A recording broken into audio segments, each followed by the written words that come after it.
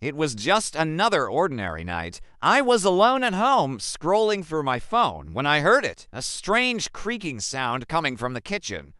At first, I thought nothing of it. Old houses sometimes make strange noises. They settle, they expand, they contract. But then I heard it again, a soft whisper, like a voice right at the edge of hearing. It was barely audible, almost human. I live in an old house. It's over 100 years old and full of nooks and crannies. It's also full of memories, the memories of those who lived here before me. I love this house. I love its history, but sometimes, just sometimes, it can be a little creepy. And tonight was one of those nights. I put down my phone and listened intently. The whispering continued. I couldn't make out the words, but it sounded like someone, or something, was trying to communicate with me. I took a deep breath and tried to calm myself. There was a perfectly rational explanation for what I was hearing. It had to be. There was no one else in the house.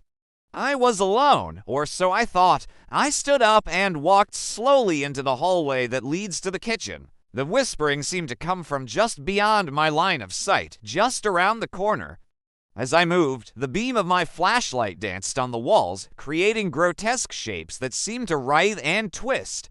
Each step I took echoed in the silence, amplifying the sound of my own breathing. As I rounded the corner, my heart raced. In the flickering light, I saw movement, a shadow that shouldn't have been there. For a moment, everything was still. Then the shadow moved again. It was coming from the kitchen. I stopped and stared at the doorway. What should I do? Run away or investigate? The rational part of my brain screamed at me to run, to get as far away from this house as possible. But something, perhaps a morbid curiosity, kept me rooted to the spot.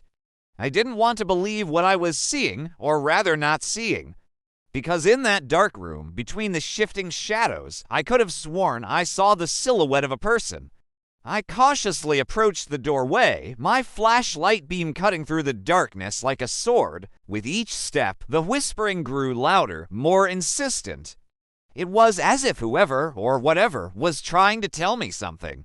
I peered into the darkness, my breath catching in my throat. The kitchen was empty. There was nothing there. Relief washed over me, followed by a surge of adrenaline. I was alone. There was no one else in the house. I quickly checked the other rooms, each one empty and silent. But as I made my way back to the kitchen, I noticed something. Every single window in the house was wide open, even though I had closed them all before I went to bed. And then I remembered the voice, the whispering. It hadn't come from the kitchen. It had come from outside, from the wind rustling through the trees, from the leaves skittering across the lawn. I stood in the middle of the kitchen, listening to the sounds of the night. The wind, the rustling leaves, the distant hoot of an owl. It was just another ordinary night. I was alone at home, safe in my little bubble of warmth and light. But as I turned to leave, I saw it again, the shadow, or rather the absence of shadow. The window that had been closed was now open. The curtains were billowing gently in the breeze.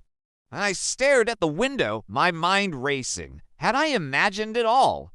The whispering, the shadow, the sense of dread. Then I remembered the feeling, the cold breath on the back of my neck, the feeling of being watched, the sense that I was not alone.